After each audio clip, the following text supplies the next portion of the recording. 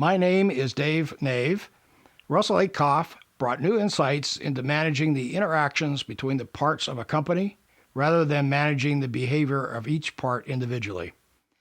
He called this approach systems thinking, and his insights are a tremendous contribution to business and society.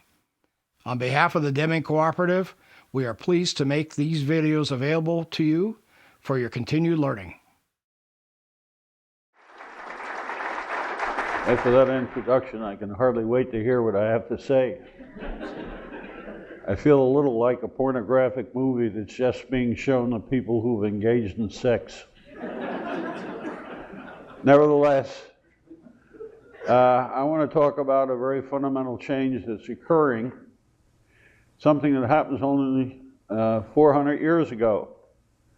We go through a profound cultural change that the historian calls a change of age, or a new era. Let me see if I can get this working. Okay. There's no agreement yet as to what we will call this transformation. It's interesting that the Renaissance was not named at 200 years after it was completed.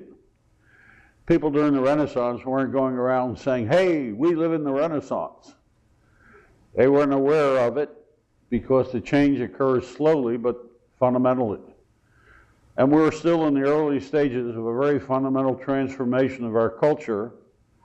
And the principal change which is occurring and accounts for the change of age was captured in this wonderfully brief statement by Einstein. We can solve the problems created by our old way of thinking by using the same way of thinking. There's a very interesting thing about this quotation. I have literally shown this to thousands of executives. And I always ask them, and I ask you, does anybody disagree with this? And nobody ever does. And then I ask them what it means, and they haven't the foggiest idea. It's very easy to agree with something you don't understand. And yet, understanding this statement, I'm going to argue, is the most important thing that a manager can understand. Because without it, they're going to be doomed to failure. It's amazing how little the typical manager in the United States knows about how inefficient we are.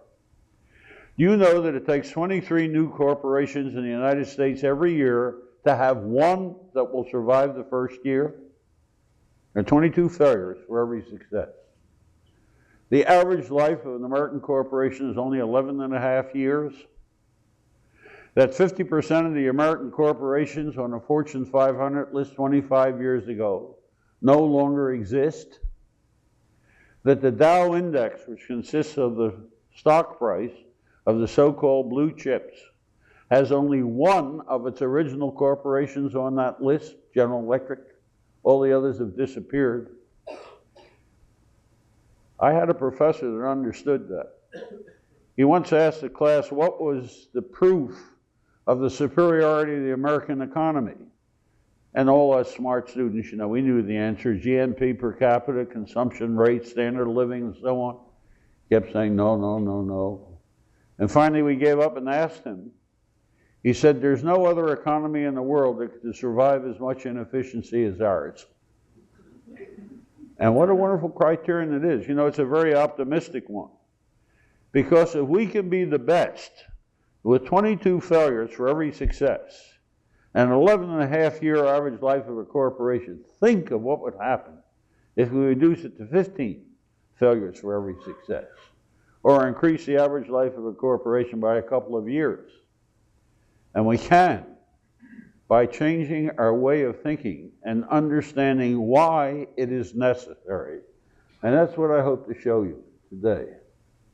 So until managers understand that statement and its implications, they will not be able to cope with the critical problems confronting them now. That's what I hope to show you this morning. You can get to the moon, but you can't work this thing.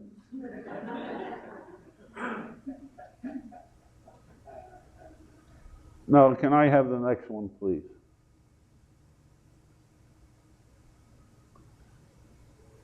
These are just some quotations that show you what I've already said. I'd like to get further on. Next one. We finally got it. The old way of thinking, talked about by Einstein, is called analysis. Analysis is a way of thinking that was formalized during the Renaissance, when science as we know it today began. It's the natural way of thinking. You can see it in any child. If you give a child a toy that they've never had before, or a clock or a radio, anything that they don't know about, and let them alone with it and watch what they do in an effort to understand it, you'll observe they go through 3 steps. In the first step, they will take the thing or a thing that they want to understand apart. They reduce it down to its indivisible parts if they possibly can. That's what science does. Take any physical object and the physicist tries to reduce it to ultimately indivisible parts, the atom. Of course, it turned out later the atom was divisible, and now we're down to partons and quarks. But we still follow the belief that to understand anything, you've got to reduce it to its ultimate indivisible parts and how they behave. And that's the first step in analytical thinking. The child takes the toy apart. In the second step, they try to understand what each part does. And then they try to assemble the understanding of the parts into an understanding of the whole. Now, that way of thinking permeates our culture. If you go to a business school and want to understand business and management, think of what you go through. You take business apart. You study production separately, marketing separately, finance, personnel, taxation, and so on. And then the expectation is, after you've been exposed and understand all the parts, you will be able to aggregate them and integrate them into an understanding of the whole. That was the hope of the scientific development that occurred out of the Renaissance, that through analysis we'd be able to understand everything. That dream was exploded about 1954. A German biologist, let me see, I have to get to the third step. A German biologist by the name of von Bertalanffy migrated to Canada because of Hitler, and he published some papers which had originally appeared in German and English into a book. And the book was not particularly important, significant, but the concept in which it focused was. That concept was a system. The book was called General Systems Theory. Now, the reason it was important was it made us aware of what analysis could not do. And that's what Einstein was talking about. I'll take a few simple examples. The American automobile was developed in mass production between the 2 world wars was a 6-passenger car. Why was it 6? Why not 8, 9, 15, 3, 1? Do you think that taking those cars apart and analyzing them will tell you why it was a 6-passenger car? Of course not. Why was the motor in the front? Will taking the car apart tell you why it was in the front? It doesn't have to be. In the Volkswagen, it was in the back. Or a better one, how many of you have ever been to England? Oh, a number of you. Good. You know they drive on the wrong side of the road. Why? Do you think that taking British cars apart, analyzing them, will explain why the British drive on the other side of the road? Of course not. What we began to understand is that there are a class of phenomena called systems which cannot be understood by taking them apart. And so we began to study systems and the implication of being a system. Well, let's take a look at what a system is. First, well, we're skipping one all the time. I'm sorry, I don't know why. Yeah, now the one after this. I give up. A system is a whole which is defined by its function in a larger system of which it is a part. A system is a whole, that's spelled with a W, that is defined by its function in a larger system of which it is a part. So how do you define an automobile, for example? You define by what it does, not how it works.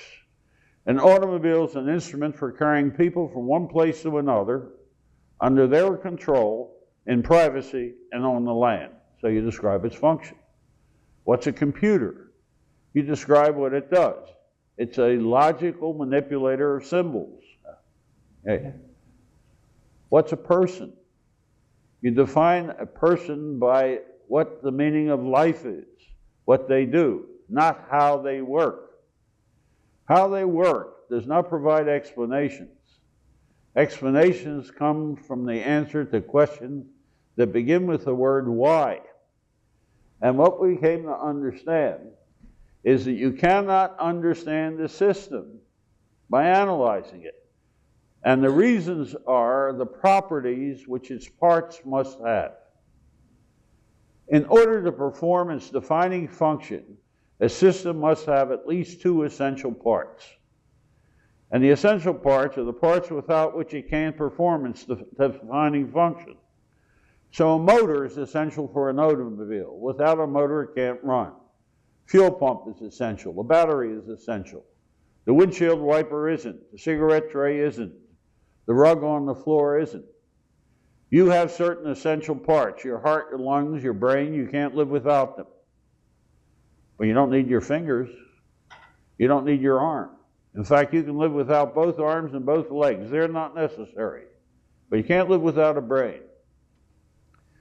The essential parts of a system then are the critical things to understand. Each essential part of a system can affect the behavior or the properties of the whole. It's clear in the automobile, the way an automobile works is affected by its motor, its fuel pump, and its batteries. You are affected by the performance of your brain, your stomach, and your lungs, and so on. I mentioned this to a group of doctors a while back, and one of them immediately objected. He said there's one part of the human body that's not known to have any effect on it at all. Now, I've heard this hundreds of times, but I had to pretend this was the first time. I didn't want to offend him. So I said, there is? What is it? Now, what do you think he said? What's the part of the body that has no effect on it at all? Come on, you know it. The appendix, right? What does the word appendix mean? It means added on or attached to. It's not a part.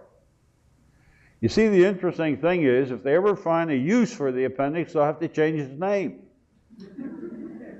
The appendix of a report's not a part of the report. It's what you add on to justify the expense. It is not a part.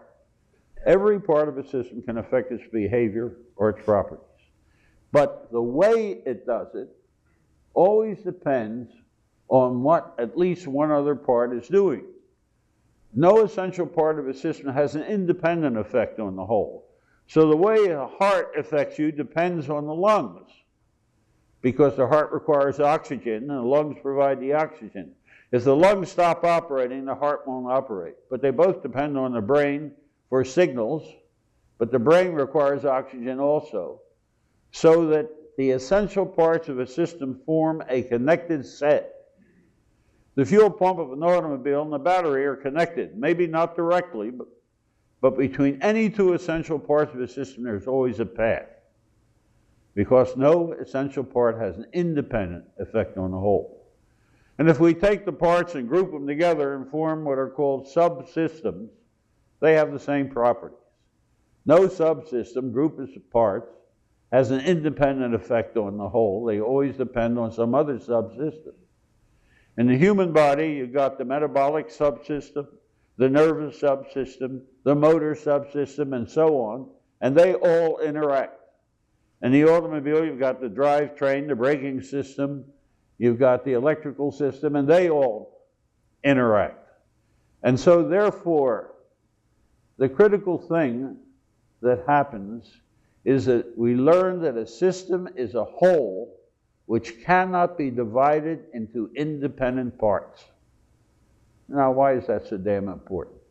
It sounds almost kind of trivial, doesn't it?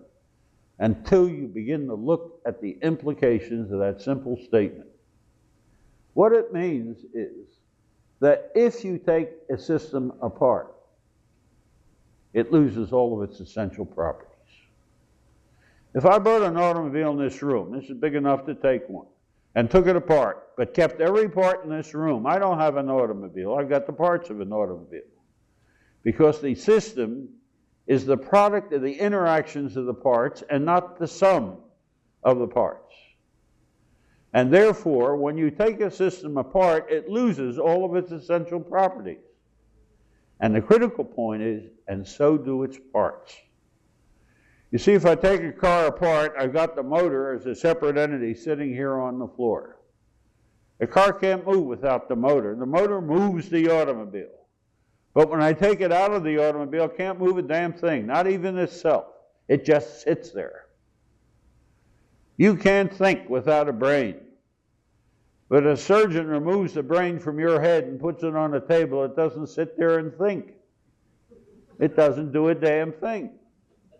And so when a system is taken apart, it loses its essential properties, and so do the parts. And now you can see why a business school is a bunch of nonsense. Because look what it does. You go into a business school to study business, but what do you take courses in? The parts: production, marketing, finance, personnel, separately. Each one considered independently of the others. The assumption is when you know each of those parts separately, you'll understand the whole, and that's absolute nonsense. Because you never learn the essential properties of marketing, which how it interacts with production and finance and personnel. What's essential about the parts is how they interact. And that leads to an incredible principle, which is diametrically opposed to the current principle employed by almost all management in the Western world. The basic assumption of management is that when you improve the performance of the parts, taken separately, you will improve the performance of the whole. And that's absolutely false. The way we manage, you take a corporation apart, create divisions or departments or subsidiaries, and then try to have each one run as well as possible. The assumption is when they each run as well as possible, the whole will be. And that is absolutely false. In fact, you can destroy a system by making its parts better. And you can improve a system by making its parts worse. And those are two things that management does not understand. And you'll be one of those corporations that don't survive in the long run until you understand them. Consider the following example so you can see that this principle holds.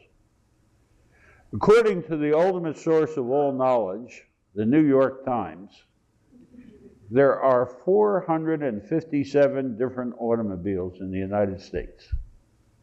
Suppose we bought one of each and brought them into a large garage, then hired 100 of the best automotive engineers in the world, brought them into that garage and said, find out which car has the best motor. Well, let's assume they come out and tell you the Rolls-Royce has the best motor. That's a pretty good guess. Okay, good. Let's try the transmission next. Well, the Mercedes has the best transmission. Let's try the fuel pump. Well, maybe the Lincoln has the best fuel pump. And one by one, you take every essential part of an automobile.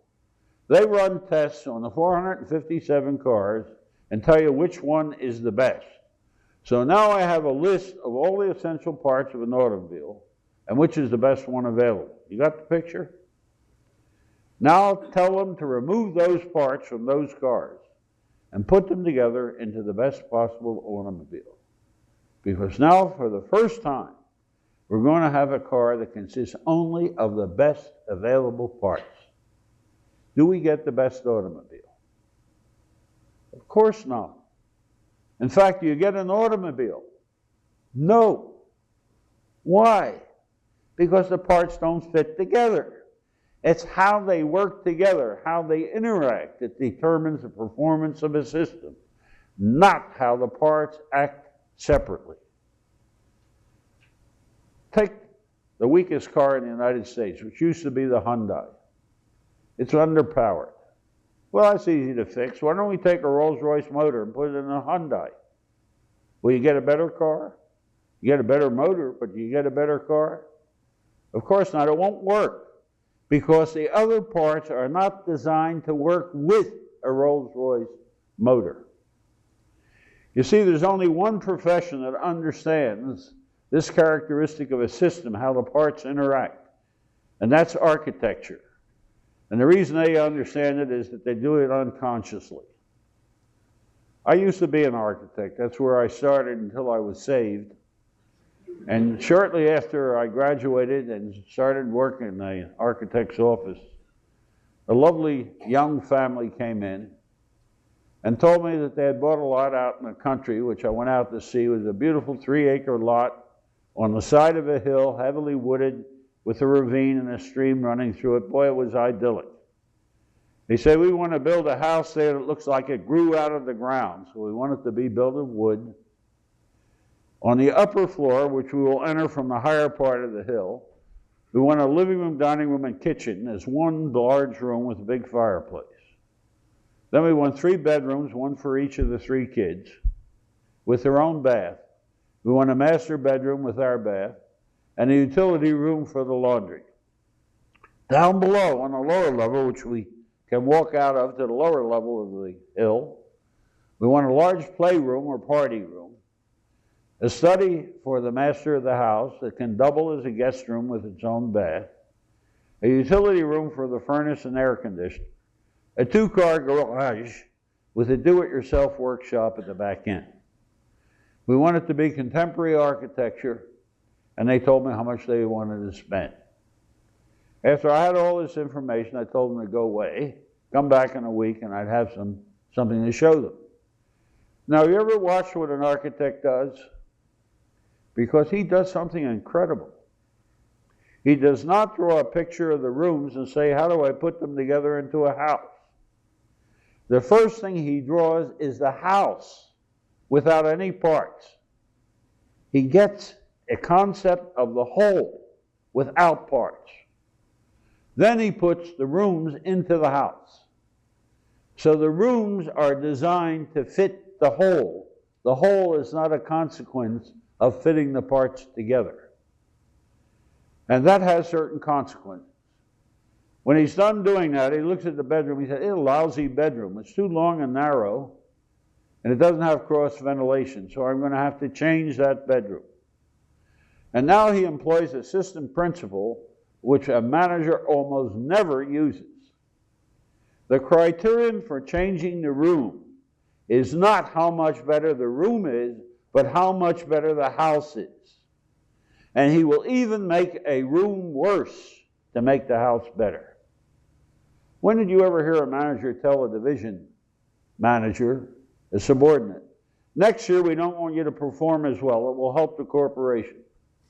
You can hardly conceive of that. But it happens in architecture all the time. It happened in the first house I designed.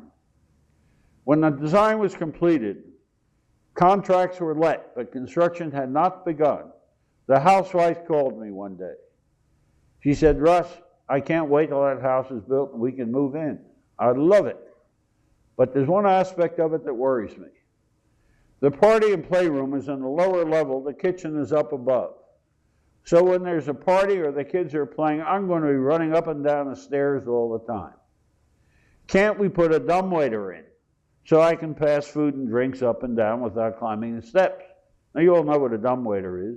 It's a little box, it's an elevator into which you can put stuff, and it'll go up and down between the 2 floors. I said, sure, we can put a dumbwaiter in. But in order to do it, I have to take counter space away from the kitchen. The kitchen will be harder to work in with less space. She said, I don't care, I want a dumbwaiter. And she got it. Look what she did. She made the house better, but the kitchen worse. Now, I only know of one place that I've ever experienced in over 400 corporations where a manager will deliberately make something worse in order to make the whole better. It's in supermarkets. Research was done in supermarkets a number of years ago which came up with a surprising result. The average woman knows the price of only 6 different products. She thinks she knows the price of everything. But it turns out only about 6, and you can guess what they are. They're milk, bread, the staples. Supermarkets learn this, and so now they will offer bread, which they pay 75 cents a loaf for, on sale for 50 cents. They will lose money on every loaf of bread they sell. It's called a loss leader. Why do they offer bread at a loss? To bring the housewife in to buy the profitable products. By offering one product at a loss, they hope to maximize the total sale. It's a case of sacrificing the part to improve the whole. That's the only place I've ever seen where management deliberately does this. It requires a very different way of managerial thinking to put the focus on the performance of the whole and to evaluate the parts, not by how well they perform, but by how well they contribute to the performance of the whole. It will require, as you'll see, a different kind of organization and different measures of performance. Therefore, we need a different way of thinking about systems, not analysis.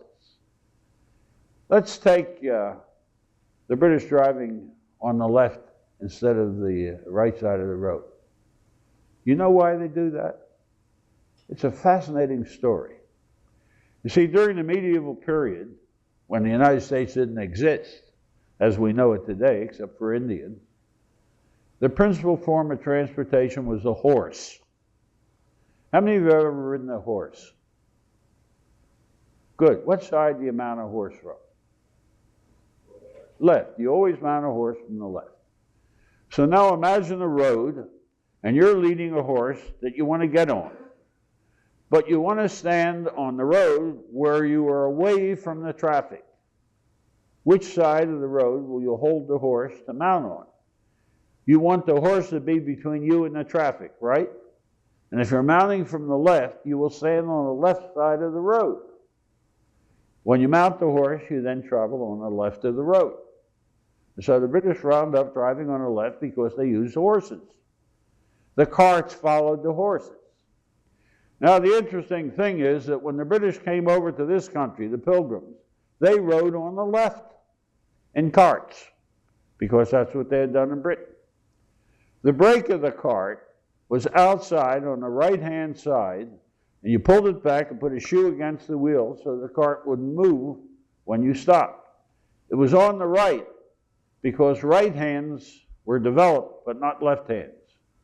You may be aware that during the medieval period into the modern period, left-handedness was considered to be possession by the devil. When I was in school, in primary school, you were not allowed to write with your left hand. You had to learn how to write with your right because this was a bad thing. Left arms were underdeveloped, so the brake was on the right so that your strong arm could pull it on. Now they came over to the States, and a young man is riding in a cart one day, and it's pouring rain. He wants to stop. He's got to put his arm outside to pull the brake on. It gets all wet. He said, "Hey, this is stupid.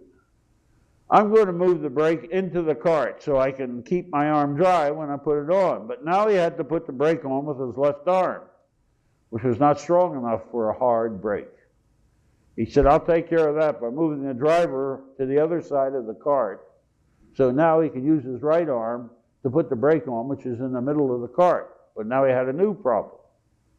He couldn't see around the cart in front of him. If you ever drove an American car in England, you know the problem. You can't pass because you can't see what's up ahead. So how did he solve that problem? Move the carts to the other side of the road. So you see, it was all because of the difference between the left and the right arm that we ultimately wound up riding on the right in order to keep our arms dry and seeing around the carts in front that we're different from the English. The explanations always lie outside the system, never inside. Why does an automobile, as it was originally developed, a 6-passenger car? It was designed for the average American family, which was 5.6. Why is it getting smaller? The average American family is only 3.2. You don't need a 6-passenger car anymore. Why is the motor up front? That's an easy one. Why was it up front? Because that's where the horse was. The original automobile was called what? A horseless carriage, exactly. How do you measure the power of the motor, which replaces the horse? Horsepower. You see, understanding always lies in the relationship of a system to its environment, what it comes from, outside in, not inside out. When you analyze a system, take it apart, know how the parts work, that provides knowledge, know-how. If the car stops on you, you want to find out which part broke down and replace it. That's knowledge. If you want to understand the car, no amount of analysis will give it to you. You need a different way of thinking, which takes you outside the system, and that's called synthesis. Now, synthesis, like analysis, is a 3-step process, but it's exactly the opposite of analysis. Well, let's see. Synthetic thinking. In the first step of analysis, you take the thing which you want to understand, the part. But in the first step of synthesis, you take the thing that you want to understand as a part of a larger whole. You don't take it apart. You see it as a part of a larger whole. So if I want to understand an automobile, first question is, what's an automobile a part of? Transportation system. What's a corporation a part of? The economy. What's a university a part of? The educational system. Exactly the opposite of analysis. In the second step of analysis, you try to understand what the parts do, taken separately. But in the second step of synthesis, you try to understand what the containing system does. What's the transportation system? What's the economy? What's the educational system? And then, instead of aggregating the parts and trying to explain subsystems, you try to explain the system you're worried about by identifying its role or function in the larger system of which it is a part. It's exactly the opposite of analysis. So you disaggregate the containing system so as to identify the role or function of the whole, which is the system that you're trying to understand. 3 steps, but exactly the opposite. It requires an entirely different way of thinking with incredibly important implications to management. And that's what we really want to look at. What does all this academic discussion have to do with management? And that's what I want to show you, because it has the most profound effects on management that you can imagine. To the extent that we can be relatively sure that organizations which do not understand this distinction between analysis and synthesis, and which do not use both, are in for serious trouble. Analysis will yield knowledge, know-how, but never understanding. Synthesis yields understanding, but not knowledge. That distinction was not made until the 1950s, believe it or not. And the big surprise is science doesn't explain anything. It provides know-how, how it works. The law of gravity tells you how things fall. It doesn't tell you why they fall. Not at all. Science provides no explanation. And so a whole new domain of knowledge is called for, the nature of which we'll see in a moment. So the essential characteristics of a system depend on how its parts interact, not on how they act taken separately, and therefore the performance of a system is not necessarily improved when the performance of each part is taken separately. In fact, performance may be reduced by making the parts of the system perform better. The performance of the system is not the sum of its parts, but the product of their interactions. The prevailing way of managing is divide and conquer. It's the way all business schools are constructed. I retired from Wharton in 1986, And when I did the Wharton Journal, which is the principal publication of the business school, asked me to write an article reflecting on the value of a business school education. Boy, what a mistake that was. They've regretted it ever since. I wrote this article in which I said there are three outcomes of a business education. The first is every student is provided with a vocabulary that allows them to talk with authority about subjects that they do not understand. The second thing it does is give them a set of management principles which have demonstrated their ability to withstand any amount of disconfirming evidence. And the third thing it does is give them a ticket to a job where they can learn something about management. And that's the only thing that makes it worthwhile. But you can have a good time for a couple years, and I guess that's justified. But sure as hell don't learn how to manage, and every corporation knows that. You ever see a corporation hire an MBA and put him right to work as a manager? They know they're going to have to give him a couple years so he can learn what he was supposed to learn in school but didn't. I spent 5 years studying architecture. That's how long it took. And I got a job in the architect's office. The first job they gave me was to put a new face on the theater out in the neighborhood. I didn't know how to do it. I had never had to design something that had to be built. I was taught architecture by drawing pictures. I designed a new UN headquarters, new ports, new crematoriums, all kinds of stuff. I never built anything. They never occurred to them that that's what architects ultimately did, was design things that could be built. The school was absolutely useless. So we're beginning to learn something about education of management as well. So it follows that the most important thing that management needs to know is how its parts interact and how these interactions affect the performance of the whole. Current structure of corporations into vertical silos prevents the development of this kind of knowledge. And that's why we have 22 failures for every success. Now, what I want to do is leave that generalized thinking and look specifically at management, how systems thinking affects management itself.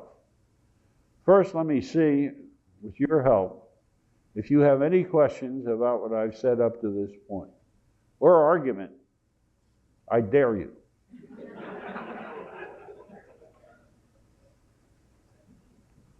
Okay, we'll go a little further. I'm going to give you plenty of time to raise hell. The first important implication was the discovery that nature and organizations are not divided into disciplines the way a university is. You see, we come out of the university with an incredibly incorrect notion that there are physical problems, chemical problems, biological problems, psychological problems, social problems, production problems, marketing problems, financial problems, personnel, and so on. Because that's the way a university is organized, right? Into disciplines. There's something like 147 disciplines today. And the university reflects most of them. But there is no such thing as a management problem. There is no such thing as a production problem, a marketing problem, a personnel problem, a social problem, a health problem. There are absolutely no such things. The adjective in front of the word problem tells you something, but it doesn't tell you one damn thing about the problem. And that was an incredible discovery. Let me give you an example that will show you that this is true, and then we can discuss it more abstractly. Just north of the University of Pennsylvania, where I spent 25 years, there's a so-called urban black ghetto, which in 1967 consisted of 80 city blocks with 22,000 people, 100% black. It had the highest crime rate in the city, the highest rate of skipping school in the city, dropouts, the highest rate of births outside of wedlock, the highest rate of drug addiction, you name it.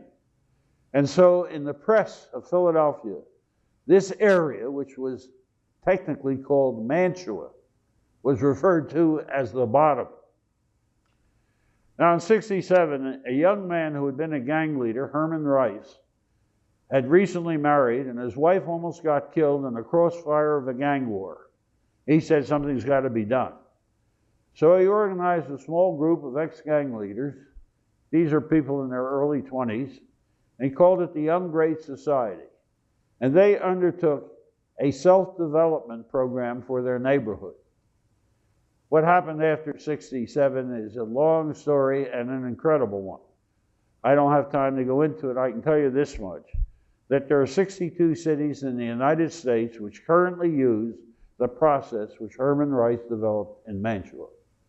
He received the highest civilian award provided in the United States, given by the president to him for the work he did. Fortunately, at the very beginning of his effort, he ran into a problem he couldn't handle, and he came to the university for help. And he happened to come to me. He wanted some drawings to go along with the proposal he was making to the city planning department. He came to me because I held a joint appointment between the Wharton School and the School of Architecture, having once been part of that profession. And he asked if I could help him get these drawings made. I organized a group of faculty to meet with him and talk with him about the problem, 6 faculty members. We provided him with the drawings and he got the money. He thought this was pretty good, so he asked whether he could ask us for help as he needed along the way. In a very short time, we began to meet regularly. We had 2 people from the university regularly assigned full-time to work with him. And we developed a very intimate relationship, working and helping him do the things he wanted to do. Every Monday morning, about 6 of the leaders from the community and a small group of faculty met in my office to discuss the problems for the coming week. It was during one of these meetings that somebody came in with a piece of news that stopped the meeting dead. There was an 83-year-old woman in the neighborhood who had organized what's called the geriatric set. It was an incredible group of older people. They had built and operated 3 infant care centers. These are not daycare centers, infant care centers. They took babies 3 months old until they were 3 years old when they could go to a daycare center, so that mama could go back to work or go back to school. The amazing thing was about half of those kids were at least literate at 3 years old. These people planted trees throughout the neighborhood. They cleared vacant lots. They removed graffiti. They did all kinds of constructive things. Unfortunately, she had a rheumatic heart, but there were no medical facilities in Mantua. The closest medical facility, if you know Philadelphia, is a Presbyterian hospital at 38th and Market Street. That's 2 miles from where she lived. She couldn't walk that distance. There was no public transportation in Mantua. It was too dangerous. She couldn't call a cab because she couldn't afford one if she could find one, and that was very difficult to do in Mantua. So she did without help. Until we took an old house that had been condemned, remodeled it, and the Hospital University of Pennsylvania, which is the largest university-based hospital in the country, put a free clinic in that house that operated 3 days a week. And for the first time in her life, she was able to get medical attention. Each month, she went to that clinic for a checkup. She had gone that morning. They gave her an EKG, which is the usual thing, a mild stress test, the usual things you do to a person with a heart problem. She passed all the tests, so they dismissed her and told her she could go home. Home consisted of 2 rooms on the 4th floor of a big old converted house. On the 3rd flight of stairs, returning to her home, she had a heart attack and died. That was the news that was brought to us. The room went silent. We all knew that woman well. The first one to speak was Sam Martin, a professor of community medicine. He said, "Damn it, I've been telling you we need more doctors in the clinic. If we had more doctors, we'd be able to make house calls, which we can't do now. And if we were able to make house calls, this never would have happened." She had no right to be going up and down 4 flights of stairs. It was obvious, so nobody had any comments. It was silent until Frank Adams, the professor of economics, spoke up. He turned to the professor of community medicine and said, "Hey, Sam, there's no shortage of doctors. They're not in your clinic, but they're all over the city." But she couldn't call one because her welfare payments weren't large enough, and there's no national health care plan. If we had a national health care plan, she'd be entitled to a doctor, private practitioner or not. And that was equally obvious. Silence again. Then Larry Goldfarb, a professor of architecture, said, "Why don't we make them put elevators in any building that's a multiple dwelling unit with 3 or more floors?" That would obviously have prevented the problem.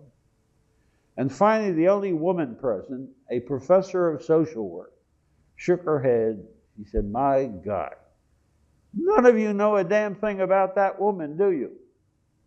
You don't know that she was married when she was still a teenager, and shortly thereafter gave birth to a son. At the birth of her son, she was deserted by her husband and never saw him again. She raised her son as a single parent with loving care, and he was brilliant. He went through public school in Mantua, competed for the mayor's scholarship and won it, and got a fully paid scholarship to the University of Pennsylvania along with a stipend which supported him. He graduated at the top of his class and got a scholarship to the law school. He graduated #1 from the law school and was hired by the largest law firm in Philadelphia. He is now a senior partner in that law firm. He's married and has 2 children and lives in a beautiful house out in the suburbs, which happens to be all on 1 floor. If she weren't alienated from her son, she'd be living with him, where she'd have all the money she needs and no steps to climb." Now here's your midterm examination question. Is that a medical problem, an economic problem, an architectural problem, or a social work problem? Yeah. Which one? Of course, the ones that are smart will tell you right away, it's none of them. It's a problem. What are the adjectives, the disciplinary adjectives in front telling you? They tell you the point of view of the person looking at the problem. Not anything about the problem. Now, what's the significance of that? The efficiency of looking at a problem in different ways is not equal. The trick is to find a way of looking at it which gives you the biggest bang for the buck. And I can tell you from experience, because I've worked in more than 400 corporations in 17 countries, that 90% of the problems that arise in a corporation are best solved somewhere other than where they are recognized. But 90% of them are solved where they're recognized. So if a marketing manager comes in the morning and finds the sales went to hell in New England, he says, "Uh-oh, I got a marketing problem." And he tries to solve it by manipulating the variables under his control. It's a discipline. And he's almost always wrong. Now, you want to see a simple example? Is there anybody in this room who never had a headache? Good. When you get a headache, what do? Brain surgery? Well, that's where the headache is. Why the hell do you take a pill? Because the pill contains a chemical. And you swallow it, it goes into the stomach where it dissolves. The chemical is absorbed by the bloodstream, which then carries it and deposits it on the brain. And that's a whole lot better way to take care of a headache than brain surgery. Because somebody understands the way a system works. You treat a headache by taking a pill instead of doing brain surgery. But not if you're a manager. If you're a manager, you do brain surgery. Well, let me give you an example from industry, so you don't think this is an abstraction. The Champion Paper and Fiber Company, which is now a part of International Paper, is the largest producer of coated papers in the United States. Now, coated papers are a very high quality of paper which have a transparent coating of clay on them. They are produced in order to receive color photography. So all the art magazines, all the art books, the expensive magazines like Time, Life, and so on, are printed on coated paper. Champion was the largest producer of that kind of paper in the United States. It produced it in a mill in Hamilton, Ohio, which had 8 continuous production lines, starting at one end with wood pulp and clay, and coming out at the other end with big cylinders of this paper wrapped in rolls 4 feet high that were shipped off to printers. The company was one of the oldest companies in the United States. I happen to remember the year it was organized because it's historically important. It was organized in 1812 by a Quaker family that had the most unusual slogan of any company I've ever heard of. They would never discontinue a product, so that all of their customers were guaranteed continuity of product into eternity. As a result, by the time of this event that I'm describing in the 60s, they had 2,700 different products on their list. The vice president of production called me one day because I had done some work with the company and asked me to meet him in Hamilton, Ohio at this plant, which I did. He told me that in the last 5 years, productivity had gone down by 20% and the plant was no longer profitable. He said this was a serious problem because it was one of the principal sources of profit to the company. He said, I had to find the reason. He said, well, since it's an old plant, the first thing that occurred to me, the equipment is old, so it's not operating as well as it used to operate. He said, I had a series of time studies done on each production line and the parts of it, and there was absolutely no difference over a 5-year period. It is not the equipment that's responsible. Well, he said the only other explanation that occurred to me was it's down more for maintenance and repair because it's older. So he collected all the maintenance and repair parts, assembled them and analyzed them, and there was no difference over 5 years. But he still had a 20% reduction in tonnage of paper produced per day. He said, it's finally occurred to me what had happened. He said, 5 years ago, we dominated the market. Our competition tried everything, but they didn't succeed in taking it away from us until they came out with some new papers at reduced cost, and they began to eat into our market share. We responded by producing new papers that matched theirs. In the last 5 years, we have introduced approximately 500 new papers, so that today, he said, we have 3,200 papers in our catalog. Now, he said, what happens when you increase the number of products to be produced over a fixed production facility? Well, most of you know that, don't you? What will happen? If we have the same plant, but we're now going to produce 3,200 rather than 2,700 papers. The production runs become smaller, right? More frequent. But between production runs, you have to adjust the equipment. What do you call the period between production runs where you change the setting on equipment? Setup costs. He now made a plot of setup costs. And setup costs were going up exactly the mirror image in which productivity was going down. He now had his headache. Increased setup created by the addition of products to the product line. Then he turned to us and said, can you schedule production so as to minimize setup costs? And we said, as a matter of fact, we can, for a very interesting reason.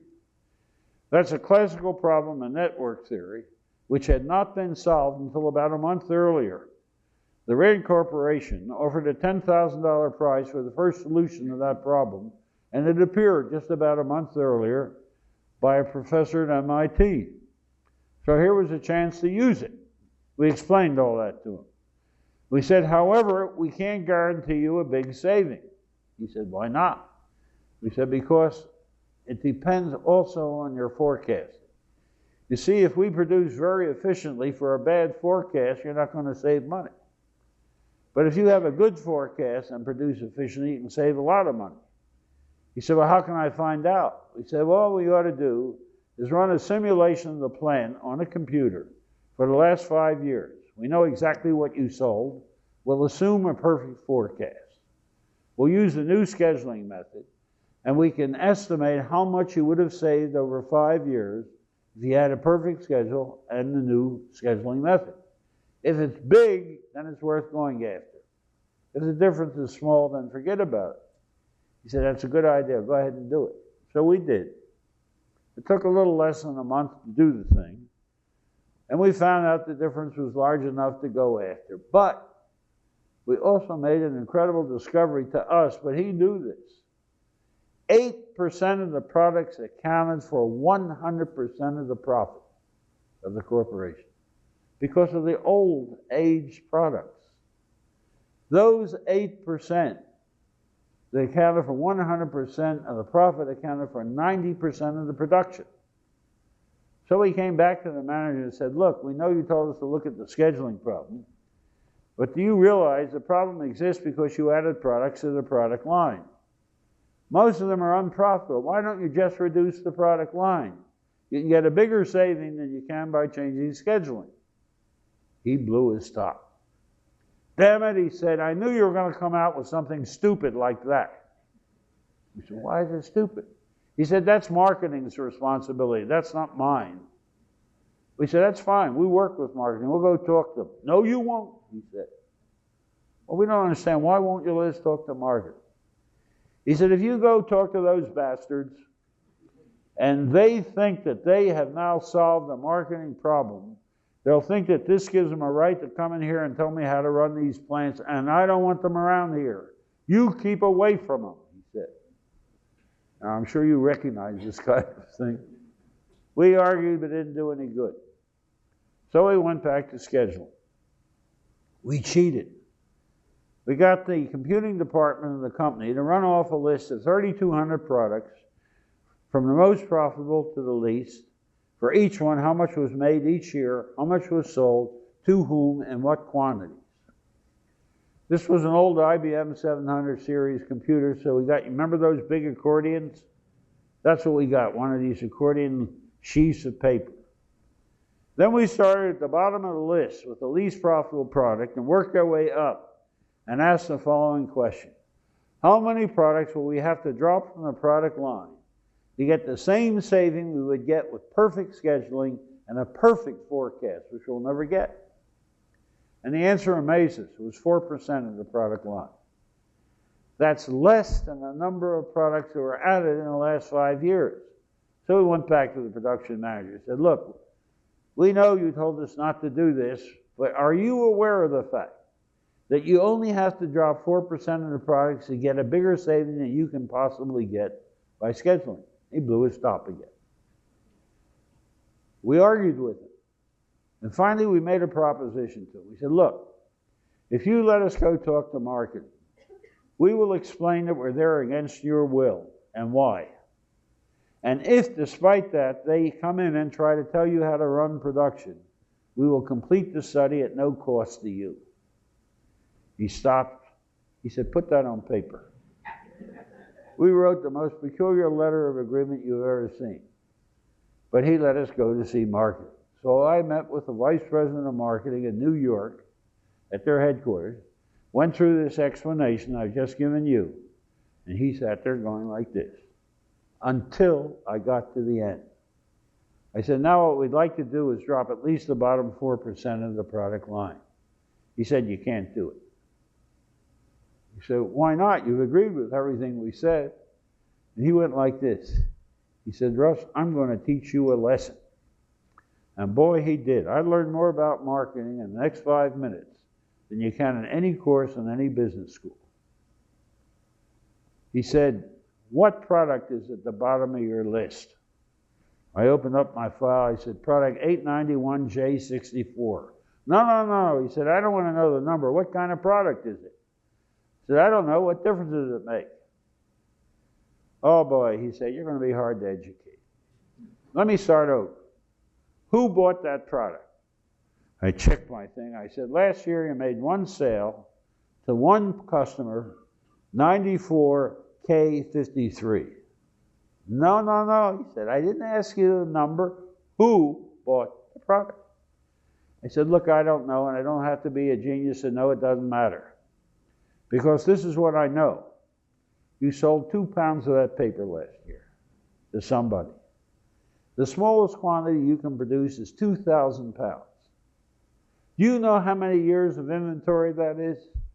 I say, you're not going to live to see the end of that roll. I don't have to be a genius to know that, stupid. He said, yes, you do. And he looked at me, he said, do you know who Clara Booth Luce is? I didn't know why he asked the question, but I said, yes, I know who Clara Booth Luce is. Who? I said, well, she's primarily a playwright. She's written a very successful play, which is on Broadway right now. But she's also active politically and working in the formation of a women's movement. She was one of the originators of the women's movement. He said, good. He said, you have to know whether she's married or not. I said, yeah, she's married. That's what the Luce is on her name. Her name was Clara Booth until she married Mr. Luce. He said, good. Do you know Mr. Luce? Who is he? I said, he's chairman of Time, Life, and Fortune. He said, great. He said, do you also know he's our largest customer? And he bought $44 million worth of paper from us last year. And you think I'm going to deny his wife 2 lousy pounds of letter paper and run the risk of losing his business? He said, don't be stupid. That's not the lesson. I'm used to that kind of stuff because I'm an academic. So I asked him the question, how the devil do you know you're going to lose $44 million worth of business over a lousy 2 pounds of letter paper? And then I learned the lesson. He said, I don't know. And you can be damn sure I'm not going to try to find out. See, he was a great marketing man. He knew it wasn't worth the risk, however small it was. So we left. We were like a whipped dog with our tail between our legs. We got back, and God, we were frustrated because scheduling was not the way to deal with that problem. So in our frustration, we recalled a principle in science that's frequently overlooked. It's a marvelous principle called Hitch's principle. Charles Hitch was a member of the Rand Corporation who moved up to become president of the University of California, one of your neighbors. And in a rare moment of clarity, he made the following statement. If you can't solve the problem you're facing, you must be facing the wrong problem. Now we're going to take a break. When we come back, I'm going to tell you how we rethought the nature of the problem and indicated a completely different way of approaching the problem.